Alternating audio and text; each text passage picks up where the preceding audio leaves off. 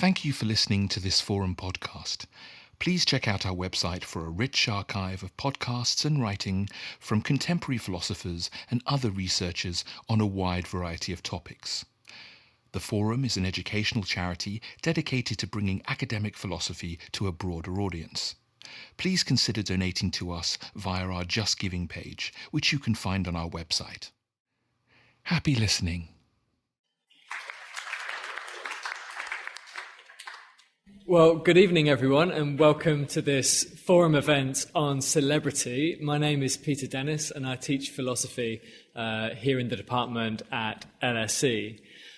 As some of you may know, we often try to do topical events at the forum, and I suppose celebrity is always topical. As we'll find out in a moment, celebrity is not a new topic or not a new fascination. And one of the questions we're going to be trying to answer during the course of the evening is what explains our fascination with celebrity, and were we always so fascinated? We'll also be looking at some of the rights and responsibilities that celebrities have. Do celebrities have particular responsibility, for example, to play a leading role in setting moral standards or a role in political life?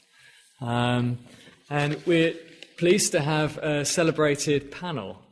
We have, to my left, Edith Hall, who is Professor of Classics at King's College, London.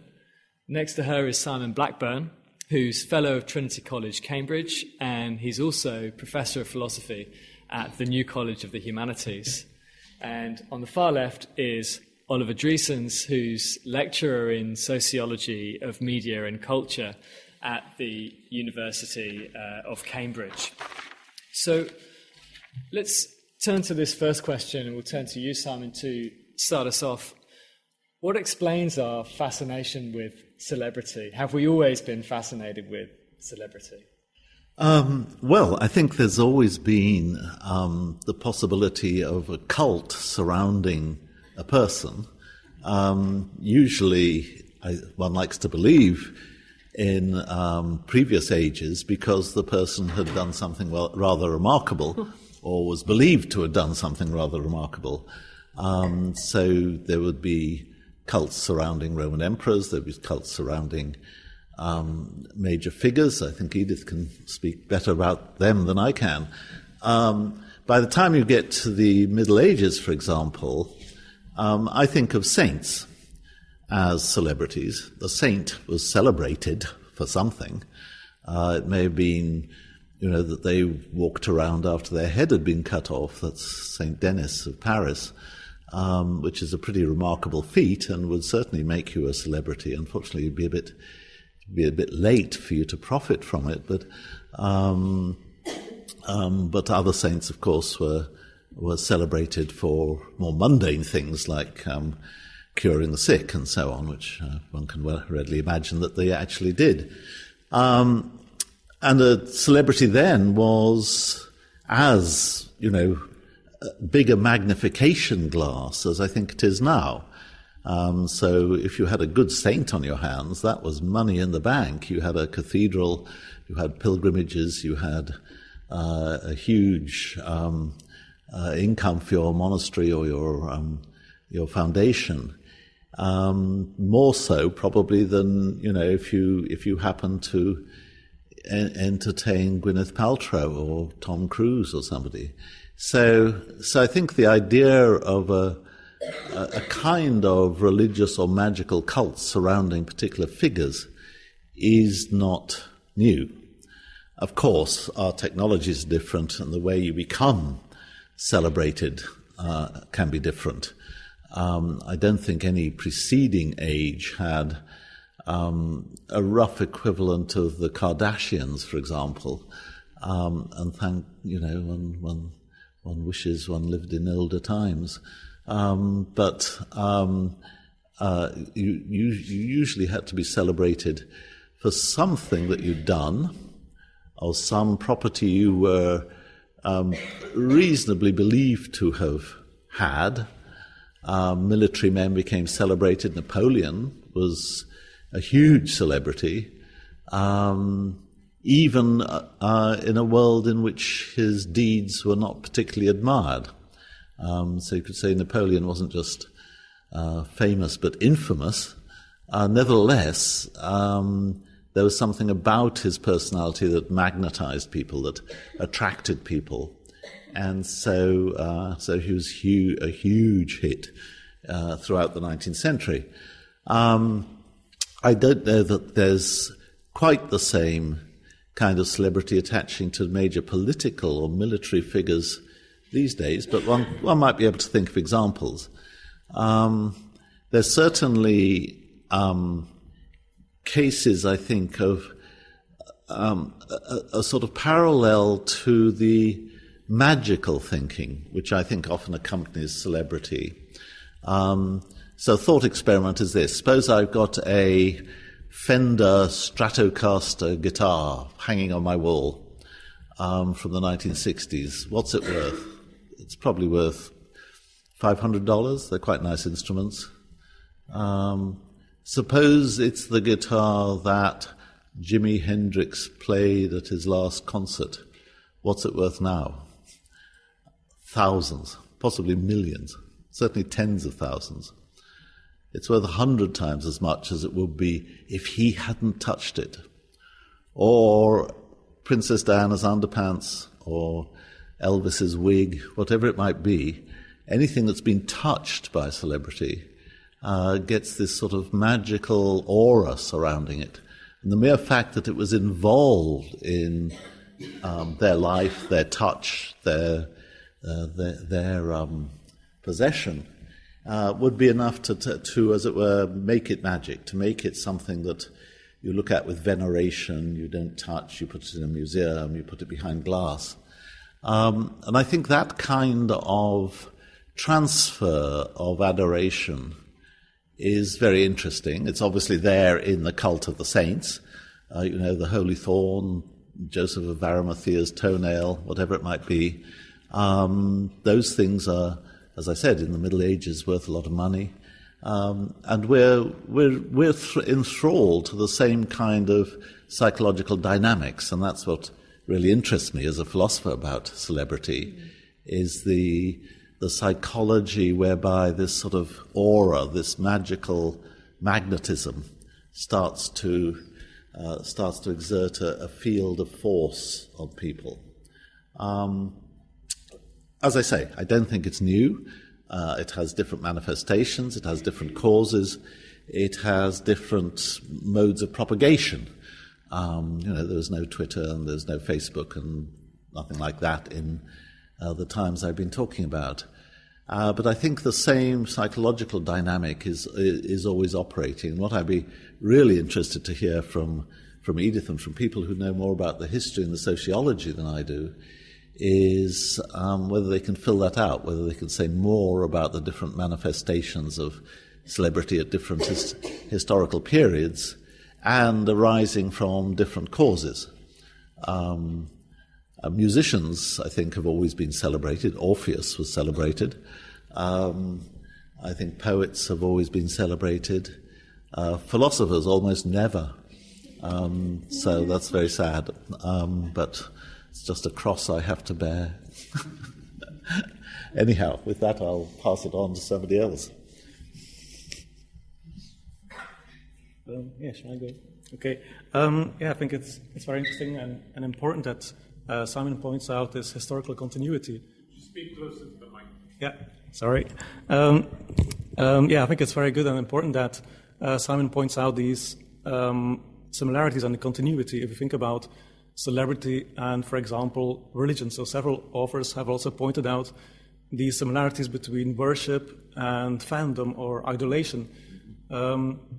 So as a cultural system, it's good to compare them. And this brings me to an argument by a sociologist from the Netherlands, Dick Pels, who argued that celebrity is today's opium of the masses. So, of course, starting from Marx arguing that religion is the opium of the masses. So then if you look at what Marx is actually pointing at, the first aspect was that this religion helps people to forget about their suffering. So it's an instant pleasure. It brings immediate gratification. But the second aspect, which is also important if you think about celebrity, is that for Marx, religion also took away the energy or the oppression, the revolt among the people to protest their dire labor circumstances, the difficulties in their everyday life. So if you think about celebrity, is this fascination also something that maybe distracts us from the real issues at stake? Certainly something that resonates with people who are quite negative or maybe have kind of elitist views on this superficial celebrity culture. So then it's interesting to think, okay, indeed several studies have shown and argued that this celebrity gossip, celebrity news, might be an oxymoron, brings people this instant gratification. They can gossip, they can share these stories with their friends, etc. But then if you look at the second aspect of this issue, whether it prevents people from protesting, from perhaps being politically active, here some of the arguments are rather mixed. So there are many people who argue celebrity is not this merely superficial source of entertainment. We also have to look at the moral debates that they can start among people. So if, let's say, Madonna adopts a kid from Malawi, it raises all kinds of discussion on adoption, on inequality between celebrities and ordinary people. Why can a celebrity just do this, and why can ordinary people not do this? But on the other hand, there are also many studies that show that the political relevance, the way or the extent to which these celebrity stories, for example, on the adoption by Madonna, really raise political awareness or activate people is very limited. Okay, and then if I add to or go back to the question about this fascination for celebrity, are of course other aspects that we have to take into account. So one way that people try to explain our fascination for celebrities is by pointing out that they are, on the one hand, ordinary people just like us, but on the other hand, they are also extraordinary. They are ordinary because they could be our neighbors. They are just, or like some people are described like the girl next door. They look very familiar. We can easily identify with them, build these so-called parasocial relationships with them. But on the other hand, they have access to all kinds of circuits, to places where most of us, I assume, the ordinary people don't really have access to. So that's another thing. And then maybe the final thing I could add here is that this fascination with celebrity and why we think they are extraordinary is that it can be seen as part of this myth of the mediated center. So the way the media function, the way we construct our realities, is often mediated through mass media and increasingly, of course, social media. So they shape this idea, this image, that what is happening in the media is important. So, and then it's very easy to think of celebrity, or maybe some of you who have been on television. Once you have, people afterwards say, I saw you on television, or you've been mentioned in the newspaper, as if it's a big thing. So there's this symbolic value, the symbolic power of media that attaches something special to just being in the media. So I think that's also an important aspect when we try to explain how celebrity works, how our fascination is fabricated, that we have to take into account. Edith. I do think that there's quite a sort of psychoanalytical thing going on now. I think that I understand what you're saying when you don't think it's so important, the sort of social bonding function. But actually, I think it's incredibly important where we don't even know the other people in our street anymore. I think the difference for me, because I study very traditional societies and people who lived in very small towns very often, where everybody did know each other, is so different from a society where none of us has friends in common, where we're endlessly in environments where we don't have a single relative, a single friend that we can actually talk about.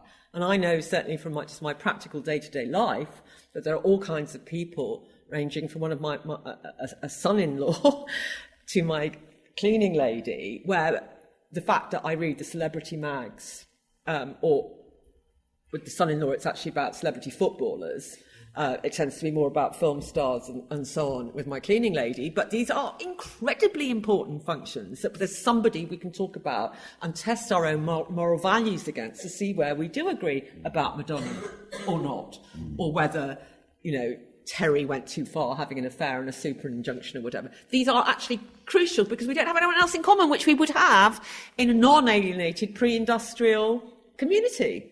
I think it's really, really important. It takes on a slightly parental thing, like all little children get together and talk about daddy or mummy because they kind of know it, or the head teacher in the school. There's somebody up one echelon, yes, a bit like God.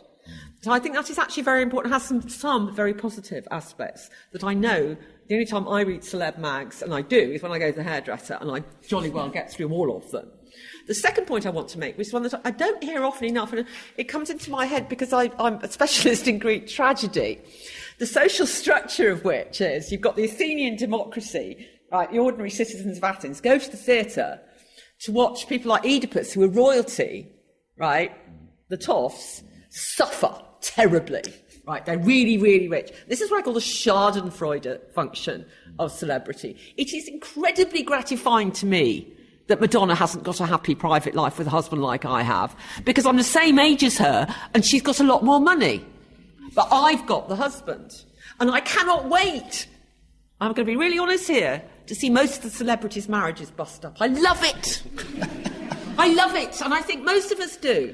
And that is exactly what happened in Greek tragedy, was that you made up for the fact that they have got, as you say, access to quite extraordinary privileges once you get over a certain kind of minimum income. I mean, the minimum being, trust fund that gives you $1 million a year. Yes, exactly. Once you never ever have to worry about all the things the little people have to worry about, you have all these privileges. Fine! Does that guarantee you happiness? Oh, no, it doesn't. And I actually scan the newspapers for what I really like is plastic surgery disasters. I really love those. You can get whole sheets of them where women are, and men, but they're trying to defy age. I just have to get wrinkled because I can't afford plastic surgery. And then somebody goes along and they come out with these ridiculous lips and they can't be photographed for months or something. Just love it. And I think it's a really, really important social function. It helps to mediate envy. I don't come over very nice, do I? I'm wondering how that fits with Simon's assertion that celebrity is not new. So if I'm not talking about fame, I'm talking about celebrity. Right. Yeah. I'm talking about Big Brother house. Yeah. So if celebrities for the Greeks were tragic heroes, did they also have celebrities that were actually sort of real people? Well, that's difficult because these are mythical and fictional characters. Oedipus didn't actually ever exist as far as we know. There were tyrants of Thebes. I mean, there were genuine articles who were tyrants of Thebes. I doubt if any of them was ever called Oedipus. So there's a point at which historical general types get into fame as mythical types, which is another thing. But yes, they certainly did. Actually, not so much. It comes with literacy and a certain kind of monumental art, and you can really trace it to about the 6th century BC. Certain kinds of things can happen with texts, with people taking poems all over the Mediterranean, which have the fame in them, and you get certain classes. It's particularly athletes, Olympic victors, who become incredibly famous and have statues all over the place with memorials on poems they fought. They buy a poem. Instead of buying a marketing man to do Twitter all the time about you, they buy Pindar. And we've actually got, Pindar wrote the poems of people who'd won in the Olympics and the other athletics competition. You literally bought it by the yard. So there's a guy who's from a little quite poor island, who's like from Rhodes. He only gets one stanza, right? Because he can only afford like 10 lines of Pindar saying, and then in the great days of the Olympic thing did, Alphaeus been past all the other victors, right? And this becomes known all over the Greek world. But then Hieron of Syracuse, who's the Donald Trump of antiquity, I mean, really vulgar, nouveau businessman who got to be tyrant of Sicily, right? He gets one that's got about 400 lines. So he gets this really mega poem. You just pay for it. You pay for what you get. Athletes and actors are the two really big stars in ancient Greece. Julius Caesar really outraged everybody by being the first ever Roman political figure to put his face on a coin in his lifetime. Only just 44 BC, he then got it. But because that horrified all the Republican sentiments. But, people were trying different ways, and it eventually leaked into politics as well as culture. But you were regarded as somewhat hubristic if you wanted to put your face on a coin or something like that, if you really wanted to be that famous. There were loads and loads and loads of celebrities. The ones we know about became famous. And that's my distinction between celebrity and fame. Celebrity is in the present tense. There are many, many people. I do not believe people will consider Gwyneth Paltrow famous in 200 years' time. I just don't. No. Unless they happen to be decadent Krakow food addicts or something. But I don't think anyone else will think that she's famous. She is, however, a really mega celebrity now. And that's my distinction, is that one transcends time. I'll shut up and talk too much. Would others accept that distinction between celebrity and fame? Oh, I think it's a very good distinction, yes. That I think you can be famous or infamous for something enduring, something really good or something bad. Yeah. Whereas a celebrity can bubble out. I mean, a familiar metaphor is the bubble. And the thing about bubbles is they're ephemeral, they don't last. They can blow up, sure, but then they can just disappear. And I think celebrity is much, that's the right metaphor for celebrity.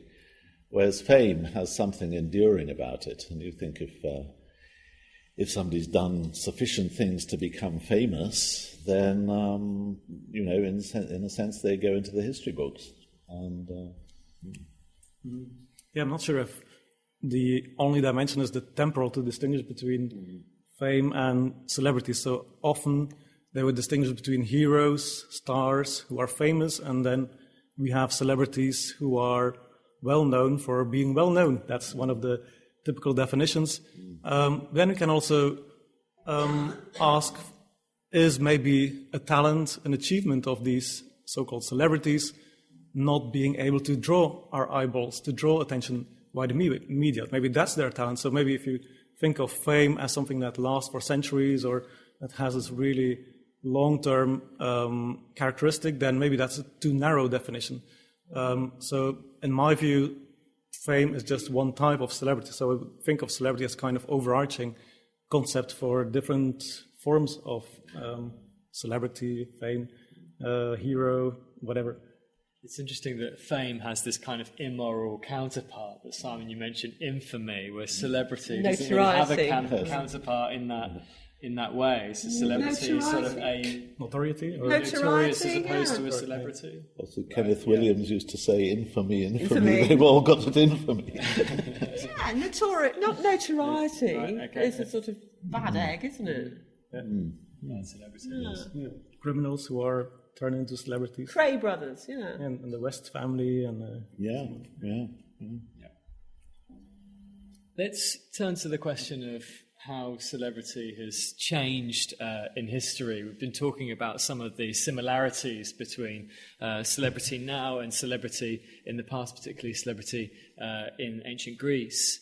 Edith, I wonder if you could start us off on this. Has celebrity changed through the ages, and perhaps has technology played a role in that sort of thinking, particularly recently? Well, I think you can map very precisely on the great revolutions in technology through humankind. You can see how every time there's a transformation in the modes of what I call ideological production, the way that ideas are disseminated, the actual technology of that transforms every time fame and celebrity. So 70,000 BC, there's some sort of cognitive revolution, produced, Homo sapiens is standing upright and gets language. You cannot have celebrity, I assume, pre-linguistically. I think it would be very difficult to, in fact, the word fame, which is in Greek, it's from fame, in Latin it's farmer, these are from a very old Indo-European root that actually means utter or speak, right? There's someone spoken of. That is the root meaning of fame. So that's 70,000 BC, all right? Then what happens? Literacy transforms everything, certainly in the Greek world. Literacy, which isn't just little pictures of how many bushels of corn you've got, but something you can record poems with, which celebrate the great deeds of men. 8th century BC, Iliad, Odyssey. Everybody in the Iliad actually says to each other things like, what we're doing today will go down and be spoken about in generations to come because we're very famous. Hector and Helen actually say that to each other. Yeah. They actually say, oh, we're doing the Kleia Andra, which means the famous talked about things of humans, right? They actually say that. We're in this poem. So literacy of any kind makes a huge, huge step forward. That then leads to monumental art, statues, inscriptions, memorializing people. The Greeks were much more in touch with this idea of fame as immortality. Most famously, it's in Plato's Symposium. And I insisted on bringing a bottle of Sauvignon Blanc tonight because we can't have a philosophical symposium without replaying Plato, clearly. But in the Symposium, very famously, Socrates says that some people try to get over the mortality of humans by actually having children, so you replicate your DNA, as we would put it. Those who don't do that give birth to what he says much more important, which is ideas. And that's where the midwife of the ideas comes in. So you produce ideas, you produce books, and that is immortality. So that's very, very important. But then we move on, really, we get the printing press. Changes everything again. I'm no expert on the Renaissance. I'm no expert on Gutenberg and early print culture. But the ability to replicate thousands of copies of a book with your name on must completely, with pictures in as well.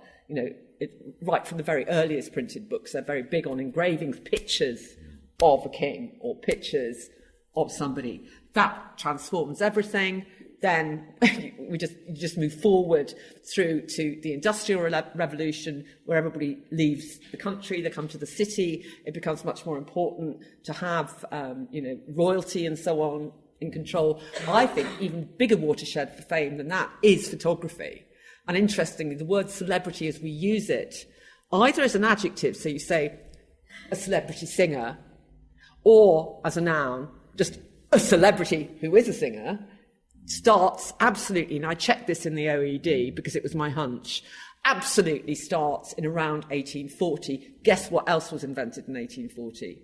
Photography.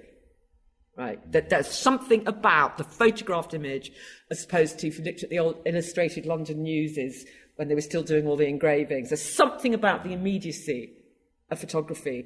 That meant, for example, the Crimean War in the 1850s was the first war ever to be recorded on a daily basis, wired photographs, that some of the generals in the Crimean War became celebrities in their own time in a completely different way. Then, of course, we come up to the actual moving images and recording of sound, and things start going off. In the 20th century, the star is invented as a metaphor, not till the 20th century, the movie star. What we've got now with social media has taken it to levels unimaginable before, and I don't think any of us sort of philosophical types have yet come to grips with it, to be perfectly honest, with exactly what those ramifications are in any respect. They have transformed, it's already transformed politics. You can get to be president of the US because you've been on telly. I mean, it has transformed politics. So I'm just very interested in this technological revolution. And what's the next technological revolution going to be? I don't even know. People are saying it's those robots, isn't it? Sorry, what's the word for that in philosophy when people talk about... Artificial intelligence. Yeah, AI. AI. Once you've got celebrity robots... Yeah? I mean, that... Or a celebrity robot filming having sex with a human... I mean, we've got to try and anticipate, but it will change it. It will change it. You see what I mean? Well, this might be a good point to bring in the sociologist, actually, who said that, philosophical types have trouble with social media. But it's just so huge, isn't it? So, Oliver, talk to us about social media, how that's changed. I know a famous robotic Terminator, but apart from that, I don't know that many movies. What, anyway, the Terminator? Yeah. I will be big. Terminator. Sorry? That Austrian guy. Yeah. Schwarzenegger. You know him? No, but he's a robot, He's a playing a celebrity. robot. He is a celebrity robot. Yeah. He's the governor of California, isn't it? I think there's some confusion. Only in the film. The Terminator is a robot. He is a robot. Is he? And Arnold Schwarzenegger is a celebrity. Robocop. Schwarzenegger plays the robot. Okay, Yeah. okay. Got that clear now. I'll get to social media. Maybe one point to start here is that we have to be careful also with this technological determinism. So indeed, these changes in media, changes in technology are really important and have changed the nature, the shape of celebrity. But we also have to look at the broader picture, I think, and the development of, let's say, consumer culture and how this ties in with the celebrity system, the commodification of people. And in that sense, if I then focus on social media and developments in media, looking broader than social media, also reality TV, one of the arguments that is often used here is that these media produce a so-called democratization of celebrity. Now everyone can be a celebrity. You start your own YouTube channel, you get your Twitter account, your Instagram account, Snapchat, whatever, and you can produce yourself as a celebrity. To some extent, this might be true for those people who are really talented, who are also willing to do this. But at the same time, we also have to look at some limitations, I think. And one is, if you think about reality TV, the continued exploitation of these people. So, okay, they have their maybe literally 15 minutes of fame or 6 episodes of fame, but then they have to sign these very bad contracts.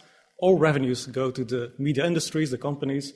And then when the new season starts, they are thrown away and we have a new batch of wannabe celebrities. So I think that's one important point here.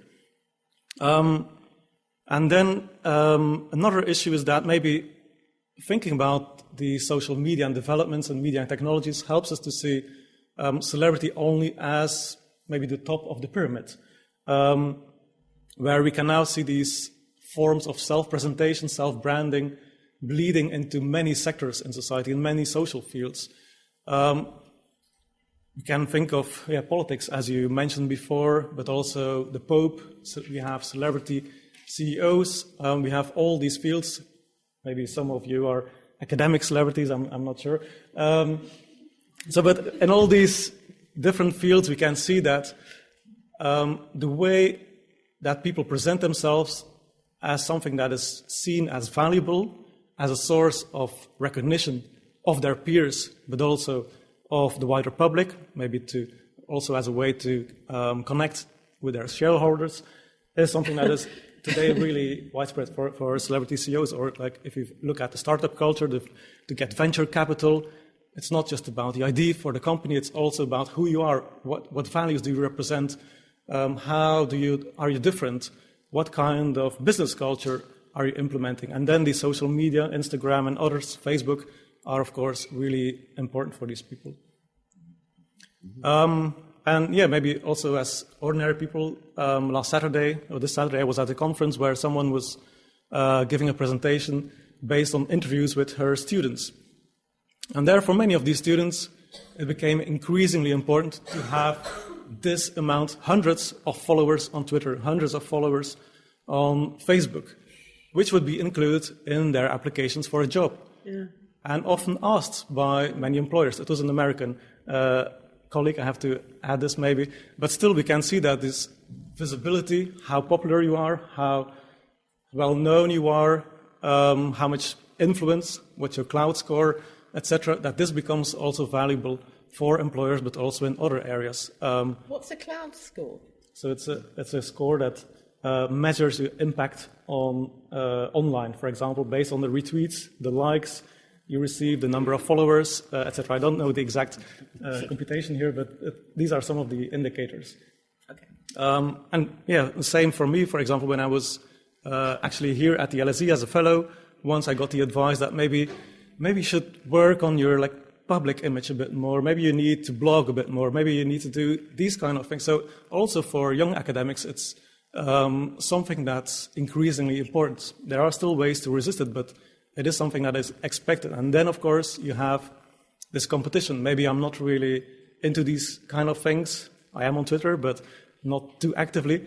But then when you are in a competition for the next job, and this is perceived as something that is important, well, maybe you might start considering being a bit more visible, being a bit more present, and developing some self-branding, some public persona. Gosh. This is not advice for you, by the way. Simon, I take it you haven't been self-branding and checking your cloud score. I blog not, neither do I tweet. And I've not heard of a cloud score before tonight. So no, I'm afraid I'm not the person to talk about modern celebrity. I was brought up in a world in which modesty was a virtue. Sorry. Yes, no. I have to say, it's my particular generation, so I'm in my 50s. So when I started out as an academic, any form of public presence, That's right.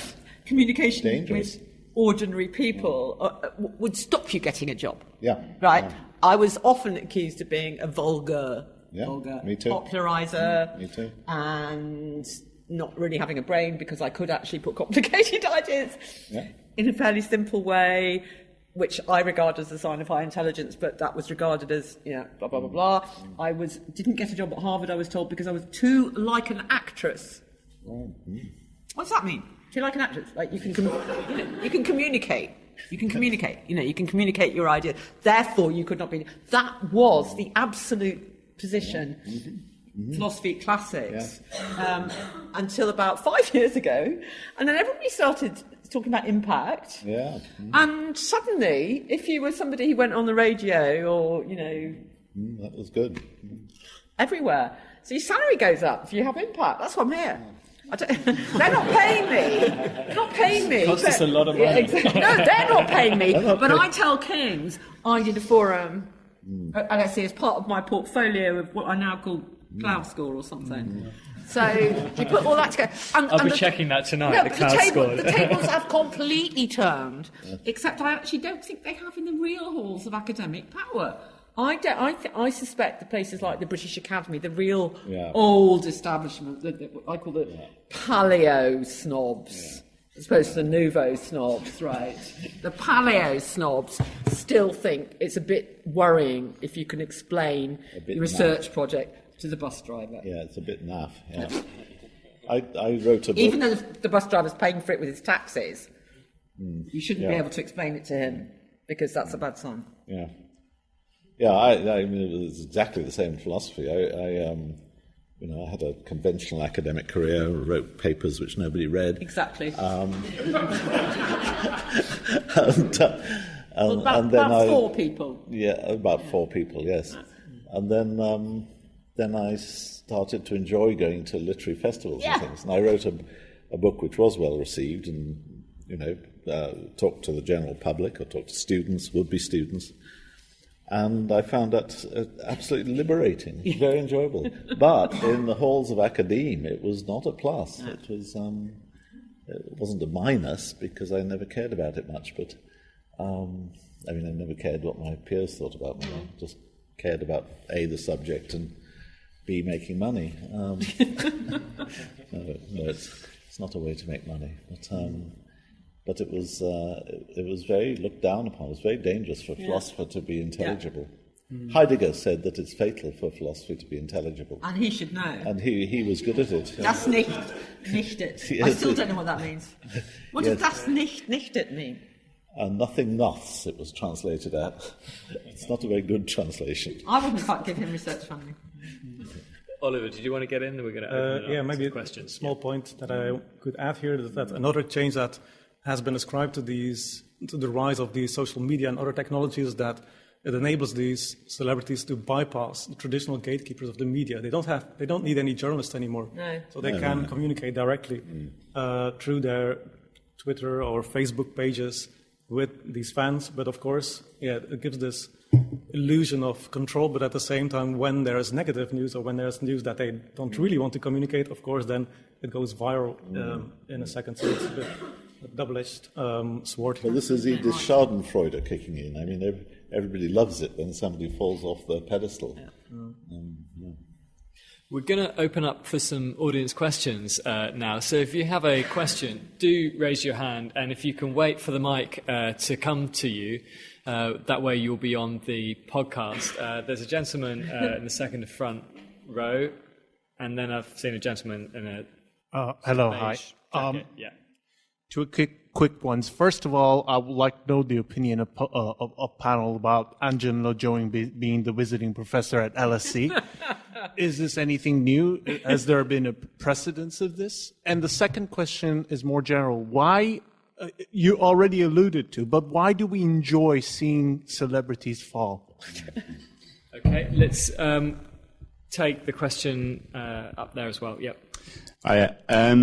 It just made me think of the story of Herostratus and what you're saying. He was a man in ancient Greece. He burnt down the Temple of Artemis. And when asked why he did it, he said he did it so he'd be written about and he'd be remembered. And his punishment was that all record of him would be destroyed. Obviously it didn't work because I know about him. But yeah, I don't know. If Herostratus was alive today, he'd probably be, doing something disgusting on YouTube or whatever. And I don't know. Like almost feel like in the modern day we think that it's a modern phenomenon of this difference between sort of the aspiration to be famous or doing something good and just being famous for fame. But I feel stories like that show there's always been a kind of crossover between just fame for fame's sake and just wanting to be known and remembered, almost like what Oliver was saying about Socrates and being immortalized in literature, I suppose. Slightly your thoughts on that. Thank you. And is there another question? And then we'll come back to all of them. There's a lady in the front row. Thank you. I'll fight you for the magazines at the hairdressers, because that's the only place I think a lot of women only look at those magazines at the hairdresser, and you wonder, who is this person and why do they have such a nice bathroom and do I care? But is it, I can't help wondering if it's a sign of age or just taste that I personally find it absolutely revolting when somebody dies, everybody's jumping in with celebrity tweets. I don't get it. There's something, what is that? Thank you. And there's a question actually just behind you, if you pass the microphone back just one.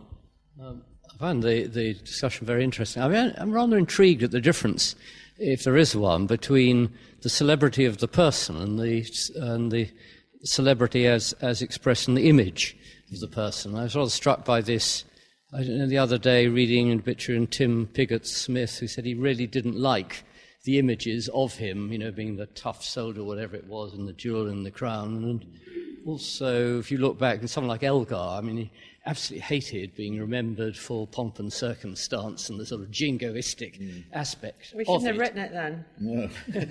and want, much 32nd Symphony and all that, for which, no one ever listened to. I'm just a little bit confused. I mean, are they both aspects of the celebrity? Okay, yeah, and we'll take one final question. Gosh, you're testing our memory. I'll try to This recap poor gentleman them. is going to be forgotten. Thank you. As an American who lives daily with the tweets of Donald Trump, one of the things I'd like people to comment on here is that, in fact, Trump with 30 million followers on Twitter, most of his voters are not on Twitter. Wow. They simply react to media coverage of his tweets. And so when we talk about Twitter being a way to bypass media, actually I think a key element of the Trump phenomenon is that his ability to get the media to pay attention to his tweets.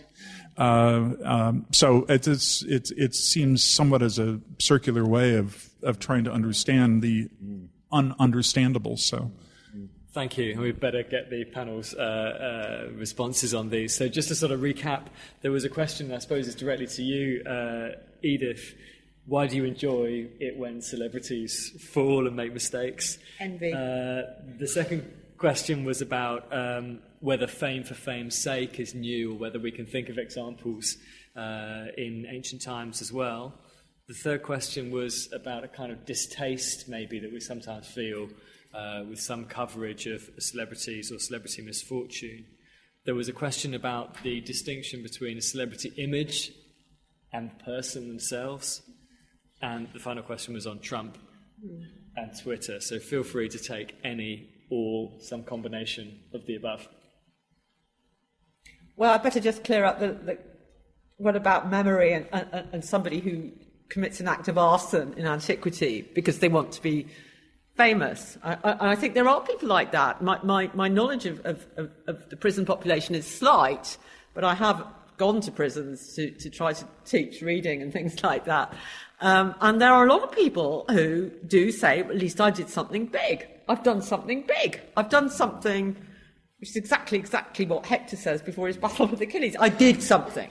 I am someone, right? I made some kind of mark. And there's a sort of terror about not being remembered, which has got deeply bound up with, existential terror of death.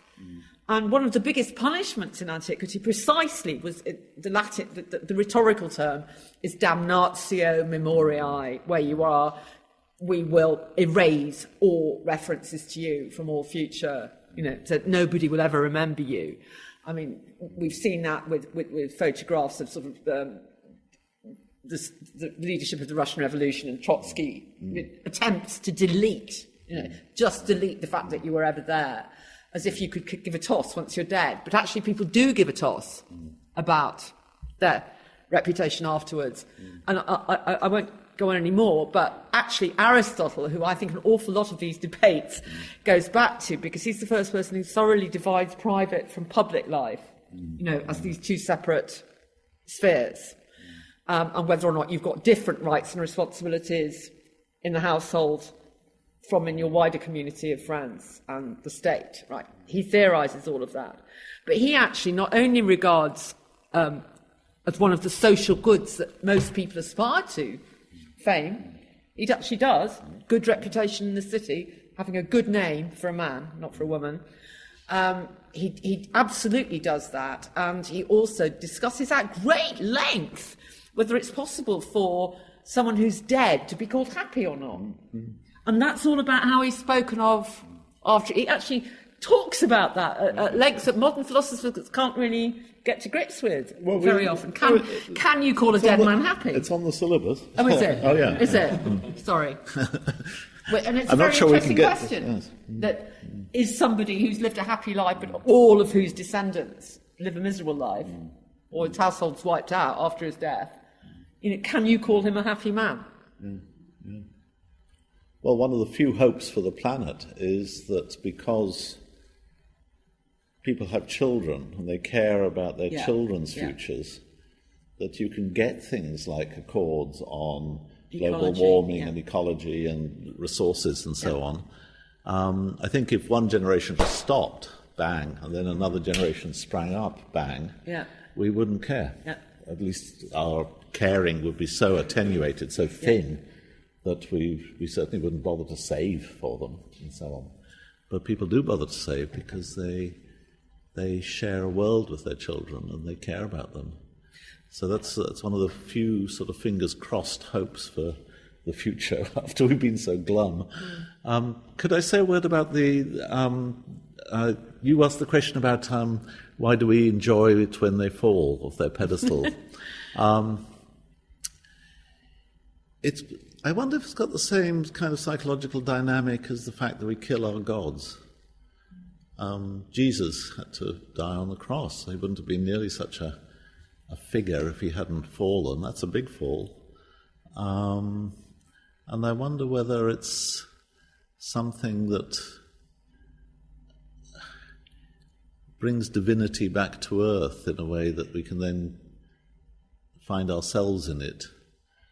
I'm not religious at all, but I'm just speculating about the religious frame of mind here, or the social dynamic which gives this kind of story, the story of the God that dies, such a powerful resonance, across many cultures. It's not unique to Christianity. I think that there's a story to be told there. I'm not sure what story it is. I would actually make the distinction. If I really think people have done something to deserve it, I don't get the same. It's about talent-free zones, making an awful lot of money and making a fool. Yeah. A fool. I should really, I think, have said that. And again, that's in Aristotle. There's a word in ancient Greek and in modern Greek, which we really should have in English, which is thonos. And thonos means envy with a grudge, right? It means envy that has Schadenfreude, takes pleasure. And Aristotle says that's actually a healthy reaction to people with ill-gotten gains. It's a perfectly legitimate. Yeah. Yeah? If you don't feel that sort of destructive envy with a grudge towards somebody who you believe does not, in any sense, deserve the goods they've accumulated, it's actually an unhealthy psyche that doesn't feel angry about it. It actually says that. So if I feel someone has managed to fool everybody into giving them an ultra-privileged lifestyle, right, and my real bête noire, which I haven't gone on about, but it is celebrities who have made all their money by courting the press and the media, who then complain when they're photographed topless. I cannot stand it. I'm perfectly happy for them to complain about their children and have injunctions put in places. But when Andrew Marr has an affair, Andrew Marr has an affair and then gets a super injunction out because it might hurt his children's feelings to hear that he's had an affair. Excuse me, don't have the affair. I just can't stand that. I just can't stand it. It's interesting, isn't it, that Schadenfreude, it needs to be proportionate. Yes. I mean, I'd so enjoy it if I read that, Philip Green's yacht had hit a rock and capsized. I wouldn't really like Nanki Poo. I wouldn't make the punishment fit the crime. Make the punishment fit. But I wouldn't enjoy it if I'd learned he'd been run over by a bus and lost a leg. You're quite right. It's got to be something levels it up rather than scales of justice. Scales of justice. Yes, exactly. Oliver, maybe also something that to show is that also these people who are seen as very successful also don't have the perfect lives, that they also have their difficulties. Maybe, because time is quite limited, I assume we can address some of the other questions. And one of the questions, all the questions, but one of the questions I really found interesting was also the question on Angelina Jolie. So the first question, maybe you strategically skipped that one. I'm not sure. It has to be said she was invited to be on the panel. She couldn't attend, unfortunately. Am I the substitute for Angelina? Nobody. But doing very well. Nobody was the substitute. Oh my word, Brad! We have a 4-person panel instead of 5, I'm afraid. No, I love to be Angelina's understudy. That's just fun. So I don't want to be Brad Pitt's understudy. Okay, sorry, I'm the serious one on the panel. But so one of the questions here was whether there are any historical precedents. So there are many, in fact. Spike Lee, for example, he had been teaching at New York University as a director on the film course. There are many examples also of painters, artists who have been teaching at universities. And so here, to nuance this story a little bit, we have to add that, of course, Angelina Jolie is professor in practice. So I'm not sure she comes really as the celebrity, but more as someone who has worked and who has considerable expertise for UN and issues that she has been concentrating on for several years already. The question is, how did she get this position at the UN? So, of course, I don't want to face or erase celebrity completely here. It is important. And that's something, if you look beyond this example of Angelina Jolie, something that is really interesting, something that in fact inspired me to write my PhD on celebrity, to look at how and why so many of these people what I called migrate from the original fields, sports, entertainment, the media, to all these other fields, such as politics, but also economy. So you can see many of these movements in between all these fields. So what do they bring? Why is their visibility, their celebrity so valuable to these different spheres? But then we also have to look at the changes within these specific spheres. So maybe if we apply this again to the example of the LSE, maybe for the LSE, this is also welcome publicity because they just started this new master. So it could be good to raise the profile, and get more publicity for this exact new master by bringing in not only Angelina Jolie, but also William Hague and other people with certain fame, but also with relevant expertise. Is it new that people try to be famous just by playing this famous person? So being well known for being well known? I don't think so. Also, in some historical studies on celebrity, we can find several examples of people we would call today celebrities. So again, this temporal dimension, I find it a bit difficult. Maybe another issue here is maybe we wouldn't know of these famous people if they had not practiced some of these practices of celebrity, if they had not performed as a celebrity, if they didn't make their name. You can be very good in the field, and that's what also many young people today think. Maybe you can be the best in the field, but if nobody knows about it, well, good luck with your career or whatever you want to achieve. So I think it has been present always in the construction of fame, stardom, whatever we call it. Then maybe the last one. Did you want to comment on the Trump and Twitter? That's sort of your... Oh, yeah. I think very interesting. It's a very good point. Probably it just points to one of the failures of the media in reporting on the elections. And one of the difficulties here is that he was clearly setting the agenda. By the time they could critique his positions, his new provocations, there was already a new one. So the pace that was set using these social media, again, avoiding or bypassing these traditional gatekeepers, made the elections and the coverage very different. I suppose they had to react. The presidential candidate tweets, or the president has tweeted, the media can't not cover it. They're already being accused of setting a different agenda and not covering him. Although in the French presidential election, they made kind of exception by not publishing what leaks, what information had raised. So they made it illegal to retweet them, didn't they? Yeah. So in that sense, you could also say maybe there's also a responsibility of regulation or of policy in determining the boundaries of these election campaigns and the media coverage on those. I wonder if we can move on to sort of final question of the evening, which is to do with celebrities' rights and responsibilities. And it's something we've already touched on.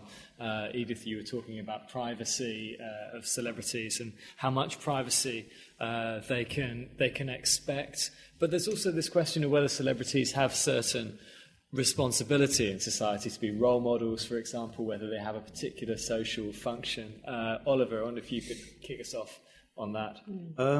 I'll try. Maybe a starting point here is that celebrities, so if you think of celebrity, I think of it as kind of high degree of visibility, so through these recurrent representations of them in the news, in the media. Often this mere visibility, this raised visibility is conflated or confused with wealth, certain expertise, influence on their followers, maybe also political power. And I think this helps us understanding why they are often seen as role models, why we have all these expectations of celebrities, why we think they have certain responsibilities. But for my PhD, for example, I interviewed Belgian celebrities. Also, one of the questions then, because I was studying their political and social involvement, one of the questions was, okay, and do you think you are a role model? And many of them, most of them actually, no, I don't want to be a role model. In no way. It doesn't mean that I'm on the television, that it implies that I should be setting some example for young people, for old people. Although at the same time, most of them also accepted that they do function or that they are seen as role models. But still, I think we should be careful about these functionalist interpretations of celebrity. At the same time, we also have to think of these negative role models. So are role models only positive role models? So maybe when Britney Spears did certain things, maybe that's a dated example, as Kim Kardashian. Miley Cyrus. Yeah, Miley Cyrus, Kim Kardashian, they can also function as negative role models. So show behaviors that young people think, oh no, this is something I should not do. And then another aspect was I going to say. Can I just pull you up on that? Yeah. I mean, I thought, if Kim Kardashian becomes famous for showing her bottom or something, I don't think young people look at it and say, that's something I shouldn't do they? I thought they looked at it and said, oh, that's a good way to become famous, and you get bottoms all over Instagram or whatever. You should join Instagram. Isn't that how it works? I don't Instagram, but... I mean, do young people ever see a celebrity doing something and saying, oh, that's something I shouldn't do? Yeah, in some cases, but I think indeed there are some cases where they do follow and imitate these celebrities, but the point I wanted to add is that we also have to look beyond this direct influence of these exact behaviors. So an interesting way of thinking about celebrity and their potential influence is what David Marshall called that they function as kind of pedagogic models. They learn us, or they teach us how we should present ourselves online. So they give us some kind of cultural formats that we then follow and implement as academics, as journalists, as other people, in the way we craft our public persona and brand ourselves in a professional way, but also often in our private ways, how we communicate with our followers, how we communicate with our friends on Facebook, etc. So many of these ways of posing in a picture, the kinds of information that people tend to share, is sometimes influenced by these celebrities. We used to call this, I mean, in my discipline, it's called exemplarity. It's moral exemplar. I think, so a fictional character like Achilles is held up as an example of good manhood for young men. It's how the ideology works, that you see this heroic figure and you try to emulate him and be brave, or whatever the exemplarity is. But I think I could get quite tough on this, because fiction, people muddle fiction up so much with fact. If you have made your money by playing a certain kind of hero figure, superhero, who saves people and rescues children and you get paid a lot of money, then people expect you to be like that. This is one of the huge things. And I do think you are actually letting people down if you then resort to very bad behaviour. There was a very unpleasant incident at the last Olympics in Rio with an American athlete who went on the rob in a garage or something. Yeah, do you remember all that? Yes, swimmer. But he was. I do think he had, because people were looking up to him. If he had any interest in community, because young men were looking up to him, then he did have a responsibility not to lie, cheat, and cast racial slurs against the Brazilian working class, right? I really, really do. And that depends on all sorts of factors. I can quite see why actors should say, if just because I'm playing a moral hero in a particular Dickens, that doesn't mean that I can't have lots of affairs or something. I mean, I can see why they say that to themselves, but I think they also... I think people who make money out of being famous don't tend to give it enough thought what the responsibilities are that go with that. I think there is a severe problem. And I would be, I had very recently, I nearly got a criminal record. No, seriously. I sat in a first-class train compartment with a second-class ticket. Oh, no! And there were no seats. And I was... How could you be so Do you know what? I ended up being threatened with a 12-week prison sentence. It's a long story. But you know what was keeping me awake at night? And that was that my students would know I'd got a criminal record, and every time I would have to explain this was about daft railway stuff. I did actually what all celebrities do. I found £1,000 and paid a lawyer to get me off. Right? I had the money just about to do that. But because I had refused to pay the on-the-spot penalty and grovel, because I didn't think I had done anything wrong, that they were going to give me an actual criminal record. But I was mortified. I didn't want to be someone with a criminal record. Would you accept a distinction between somebody who is an actor and plays a character who's heroic kind of on screen, saying, well, look, I'm making money out of being an actor, but I'm not making my money out of being a role model as a hero, and somebody who does present themselves in real life as a hero, somebody to aspire to, and they make their money out of that good reputation? Well, I can see the distinction in terms of, sort of advanced court of morality, in terms of your actual, right now, in the society we're in, responsibility. No, I can't. I really can't. And I do thoroughly admire celebrities who have used their fame to do good deeds. I think it's fantastic. And one of my personal heroines is Ellen DeGeneres. She has done an unbelievable amount for gay people globally. I mean, incredible because of her visibility and her good cheer. This good cheer, she makes people happy. In terms of just defusing people's prejudices, I really, really believe that.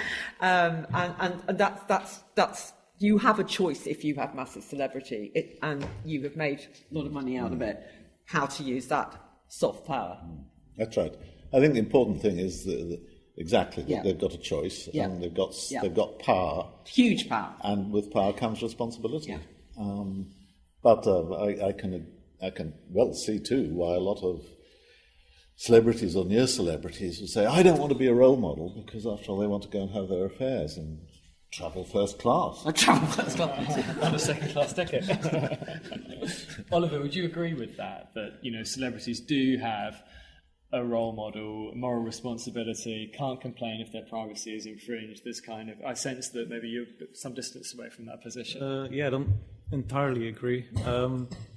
You do or you don't? I don't. No. To a certain extent, you could say if a young sportswoman or man is becoming increasingly successful, well, they shouldn't be caught drunk driving and all these kind of things. But at the same time, it's also people in a way. So I'm not sure to what extent you can really expect them to be the ideal son or daughter, where you can expect more from them than from other people. It would be a difference if someone has been campaigning on a certain issue as an endorser, or a politician who's working on family politics, for example, and then has mistress or does all kind of things which are incongruent with these issues. Then there's a problem. But I wouldn't generalize it for all celebrities. Well, that's right. I mean, the hypocrisy is always unpleasant. but if you say that, the 1970s Rolling Stones, part of their celebrity was they behaved so badly. They can't go into a hotel without burning it down or whatever they did. So they lived up to the expectations of that particular model of heroism. Yes, that's right. Yeah. So they had a duty maybe to trash the hotel. I think it's part of the reason Plato banned, you know much more about this than I do, but Plato banned the artists, was the artists crack up exploits personae like Achilles, the man of Thumos, the man of... Bad exemplars. He's a really bad example. Yeah. And, the artists, or we might say the entertainment executives, are at fault for presenting those as glamorous and fantastical and so on. That was a major reason for banishing the artists. Yeah. Exactly, yes. Well, let's throw it open to questions. Again, I'm sure there'll be lots of points of disagreement and debate on this topic particularly. There's a lady right in the middle in white. Let's start with you. Thanks. Hey, thank you. So I'm a historian of science, and I'm writing a history of ancient DNA research, so the science and technology behind Jurassic Park. And my argument is that ancient DNA research can be characterized as a celebrity science. So my question for you, and you could help me with my work if you can answer it, how do we conceptualize celebrity on the group level? So I'm not just talking about the scientists who work in and around ancient DNA, but there's something about ancient DNA as a subject of science that pulls the media in, but also interacts with the media as well. So how can we think about celebrity in contemporary culture, or even historically, outside of the individual, or can it exist without it? And while you've got the microphone, can you tell us what ancient DNA is? Oh, right. So it's extracting DNA from fossils. So think of Neanderthals or dinosaurs or mammoths or anything like that. Yeah, great, thank you. Let's take a next question, take a couple in succession. Yeah, there's a gentleman in the corner here. Yeah, I'm interested in this idea of imaginary celebrity, like Harry Potter is a kind of an imaginary hero. I'm also interested, as somebody picked up on this side of Homer, and I think there is something Homeric about celebrities. That's your kind of reward, in a way, or your imaginary reward for making it through life. And I wonder to what extent the media or the government are guilty of kind of creating this, looking at Plato, creating this kind of ideal form and tricking us into believing that the celebrity represents that ideal form, imagining there's a kind of the ideal interaction, the ideal conversation, when obviously that doesn't exist. Thank you. Yeah, there's a gentleman here. Just staying with that for a moment, I'm curious as to if you have any ideas on the people who started world-shattering movements. Let's say spiritual leaders, people like Socrates, Christ, Confucius, the Buddha, Muhammad. How much of that their legacy is down to the ideas, as opposed to perhaps the charisma and the magnetism they showed, shall we say, celebrity status at the time? Because they were all humble, weren't they? All these people. They were never self-promoting. Okay, great. Well, that gives us something to be getting on with, I think. Let's start there. I think, shall I start with yes, the ancient DNA question?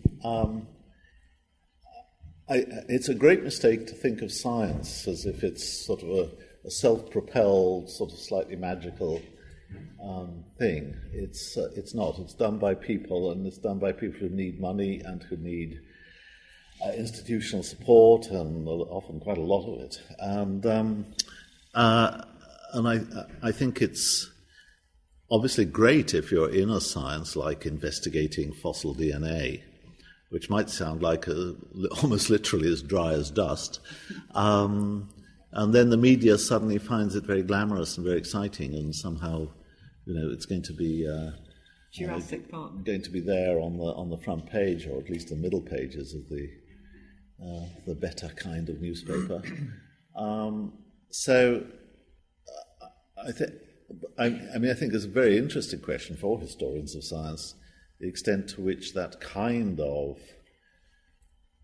exposure and kind of popularity or celebrity, if you like, diverts and distorts perhaps scientific research. I mean, anybody who's read something like Ben Goldacre's books about the distortions that money brings into the scientific endeavor, into the publication of results, into the trawling your bottom drawer for things which might sound significant so you can get, yet more funding. I think it's a very important aspect of science. We often think of science in a kind of sort of semi-religious frame of mind as something that stands over and above human dynamics, politics, greed, the search for celebrity, the search for fame. But of course it doesn't. And it's very important to remember that. I mean, I worship science, I think the great scientists were the saints of our civilization. Yeah. But I think it's very, very important to recognize that it's an enterprise that's conducted by human beings who have their own ambitions, their own faults, their own flaws, their own failings. and often they're abetted by the media. I mean, I only recently started to subscribe to the Times, mainly because I found I could do the Guardian crossword, and I needed another one by lunchtime. And I'm shocked at the science reporting in the Times. It's nearly all drivel. It's obvious. Oh yes, it's nearly all PR output from, particularly Stanford. They seem to have a thing about Stanford. If you're a psychologist in Stanford and you say that, tests have discovered that women are twice as intelligent as men, which I well believe, the Times will publish it. It's extraordinary. Shall I follow up on that? Go ahead. Yeah, very good question, and I think it invites us to think of celebrity not as something that's really attached to only individuals, but maybe think of it as a system of representation that goes beyond only individuals. We could think of animals as celebrities, maybe Knut the ice bear or some elephant. Or CERN. CERN. I mean, anybody who works at CERN. Yeah, and then the question is, what about institutions and certain research centers? Can they have celebrity? Can that be considered as a kind of celebrity? So, to a certain extent, yes, I think, but at the same time, we have to be careful about not confusing celebrity with maybe recognition, which could follow from celebrity, gain from media representations, but it can also backfire. So there are, I know of several cases of academics who gained, let's call it media celebrity, by being on talk shows every so often.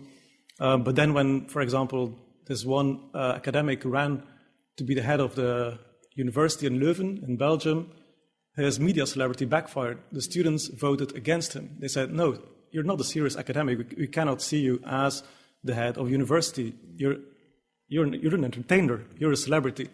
So in some ways, I think it can be very useful for academics to have some celebrity, or for an institution to gain some kind of celebrity through media representations or by maintaining blogs and Twitter accounts, etc. But there are some potential dangers or limitations there. And then maybe another aspect to go beyond this mere media attention is that we also have to acknowledge traditional mechanisms of fame and celebrity. So then one, for your example, would be the Nobel Prize. So you have all these old mechanisms used to attach more celebrity or recognition to certain research groups, but also individuals. Or another one is knighting. So then you can have an OBE and all these other titles to also attach more celebrity recognition to these institutions. I think, that's... Just on the point of groups or institutions sort of being connected with celebrity, would you say that a group can actually be a celebrity or sort of have celebrity? It seems like there's something intrinsically individual about a celebrity. Yeah. Sort of, it's a particular person that may stand as an exemplar, as a general sort of icon or something, but it's an individual. You can collect their bones in a vault, and you can buy the guitar that they touched, and will the concept stretch that far to a group? Maybe more to an institution than really a group of people, although maybe the A-team or another group could also be considered as kind of celebrity, although then people would refer to these individuals within the team. So I think that depends on our definition of celebrity, how far can we really stretch it to explain these kind of examples. What about the question on spiritual leaders, charismatic individuals? Could they be counted as kind of celebrity? Simon, you mentioned saints. Would you put them in the same bag? Oh yes, very much so, I think. I mean, as a saint, the people who become known as saints are people who've achieved a certain celebrity. And rightly or wrongly, I mean, maybe they could fly, but usually they couldn't, but they were reputed to be able to. A lot of the magic I was talking about, the way in which their aura is supposed to transmit to the things that were associated with them, and so forth. There's a very interesting study there, a word which has gone out of use, and I'll say why actually. It resonates with Edith's point about the 1830s. Was the idea of a deodand. A deodand in canon law and in early American and English law was an object that had been involved in a death, an inanimate thing, and it was then forfeit to the state or to the church originally in canon law. And this was generally true, and it makes sense, if this is the dagger that somebody used to kill my mother, I don't want to carve a Sunday joint with it.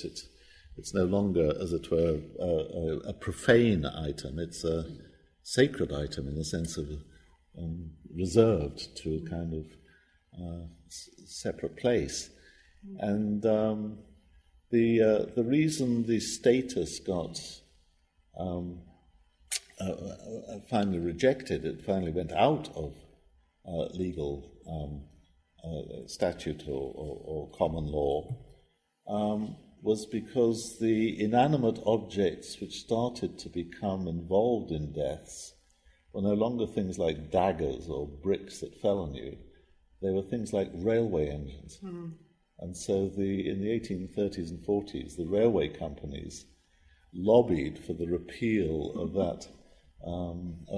that status, because a railway engine could be involved in death, but it was also a very, very expensive item of equipment, and you don't want to be bankrupted. Actually, in ancient Greece, we have cases of objects being put on trial that have accidentally killed people. Yeah, actually, exactly, yeah. things, statues that have accidentally fallen from people's head, they put the statue on trial. Very important to establish its guilt. But I absolutely take your point, and I'm quite sure that Jesus of Nazareth and Socrates, Confucius, the Buddha, whoever, were deeply charismatic individuals, and we all know what that is. It's much easier to acknowledge charisma than to define it. But we do know what just that sort of super magnetic presence can be like. But I do really wonder whose version we get, because there's this ancient text by a comic writer called Lucian, which is actually the original text that Monty Python's Life of Brian was based on.